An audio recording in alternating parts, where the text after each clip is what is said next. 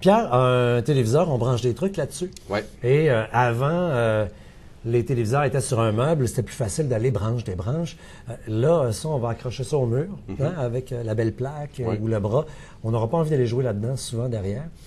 Et il est important de magasiner, c'est pour ça qu'on l'a tourné, son écran aussi à l'envers, pas juste de face. Oui, bien c'est souvent les collants qu'on parlait dans une chronique avant ça, au niveau d'un topo avant ça, c'est qu'au niveau, il y a des collants dessus de HDMI. C'est quoi toutes ces affaires-là? Ben, c'est ce qu'on va voir là en ce moment. OK. Donc, l'important, dans le fond, et c'est relativement simple, vous devez faire la liste de tout ce que vous avez envie de brancher sur votre téléviseur. En plein ça. Donc, on calcule notre...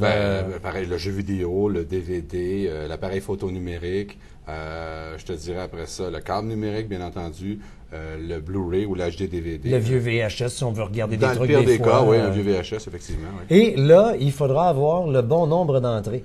Ouais. Et c'est souvent la différence. Des fois, tu regardes un téléviseur, puis si tu le regardes juste de face, tu dis, ben entre lui et lui, je vois pas grande différence, mais il y a une différence dans le prix. C'est quand vous allez le tourner. Un téléviseur moins dispendieux va avoir une ou deux entrées, mettons.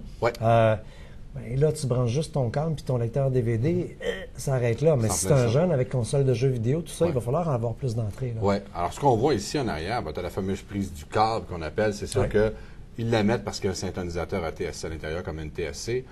Mais disons que c'est l'entrée câble standard.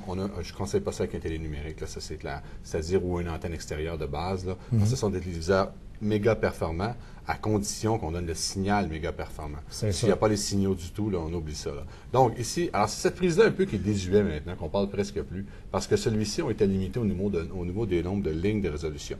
Alors, par défaut, on n'en parle presque plus. Alors, on est habitué de mettre un VHS au canal 3. Ben ça, c'était maximum 300 lignes. C'est là-dessus qu'on branchait ça ici.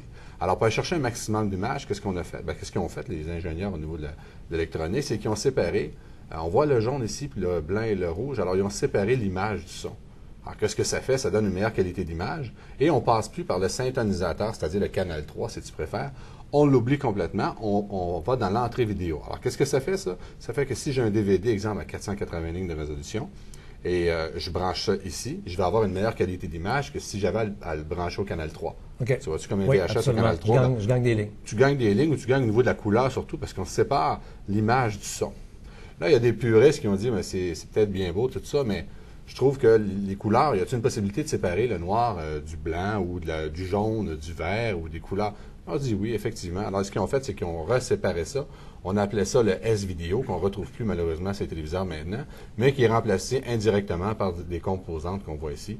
Alors, la différence ici, si tu remarques ici, là, je pars de 1, ici je m'en vais à 3, donc j'ai l'image de son gauche-droit.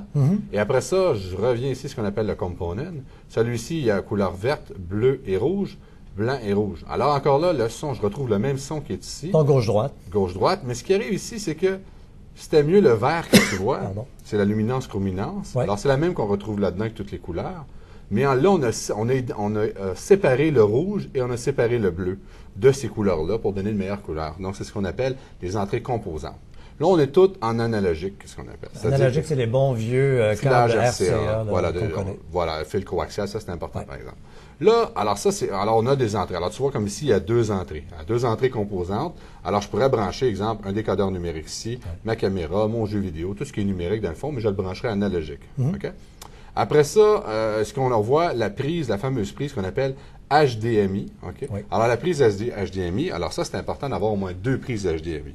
Parce que si on va avoir le maximum de résolution, on parle de 1080 lignes, je ne parle pas au niveau du balayage, je parle au niveau des lignes de 1080, ben alors c'est la prise HDMI. Alors, si tu remarques, c'est simplement une prise. C'est un peu comme un fil USB, là, mais en meilleure qualité, bien entendu. Meilleure qualité d'image. Donc ça, on va brancher genre notre hélico et dans l'autre, notre Xbox, notre PlayStation 3, Blu-ray, HD, DVD, tout ce qui est avec entrée numérique. On a aussi des caméras maintenant qui vont s'en aller de plus en plus avec la sortie HDMI. Alors ça, ce sont des entrées. Alors, je branche simplement ça. Alors, si j'ai mon câble numérique qui est branché en permanence ici, mais je dois rajouter un autre produit numérique où est-ce que je le branche. Alors, c'est d'où l'importance de 2 entrées HDMI. Bien entendu, il y a la fameuse entrée qu'on appelle RGB pour brancher un ordinateur. Alors, si vous voulez brancher un moniteur, pas un moniteur, mais votre ordinateur. La sortie de l'ordinateur. La sortie, pour avoir l'image de votre ordinateur, vous le branchez ici. La différence, c'est que le balayage n'est pas le même que sur la HDMI ici. Absolument. Donc, en et gros, c'est tentant de brancher l'ordinateur là-dessus parce que là, si vous avez déjà tenté de brancher votre ordinateur sur votre vieux téléviseur, vous avez constaté qu'on ne lisait rien. Ça n'avait plus de bon sens, mais ça, c'est une résolution semblable à ce que vous avez dans votre carte d'ordinateur. Tu l'as dit, une résolution. Donc, il va prendre le signal numérique, il va le convertir pour qu'on puisse voir quelque chose. Bien entendu, il y a le son variable out, c'est-à-dire qu'on peut prendre le son d'ici, le relier à un système de son. Au lieu de brancher le décodeur, on peut relier ici. C'est un son analogique, c'est pas un son numérique, mais quand même, ça fait la job. On va relier ça à une mini-chaîne. Mais bref, ce que ça dit, c'est faites votre liste d'épicerie. En plus que moins, parce que vous n'arriverez pas à recevoir le signal. C'est en plein ça. Puis ça se peut que vous ne compléterez pas, vous ne pourrez pas remplir toutes ces prises-là. C'est possible aussi. C'est pas grave. Ce qui est important, 2 entrées HDMI au moins, ça c'est important. En avoir plus que passer, mais en manquer, c'est bien plate. Oui, c'est frustrant. Puis en même temps, ça nous explique qu'est-ce qui sert toutes ces prises-là. Puis c'est intéressant à certains niveaux. Absolument. Ça, c'est pas moi, les prises. Oui, c'est ça. On avait compris. Merci. Plaisir.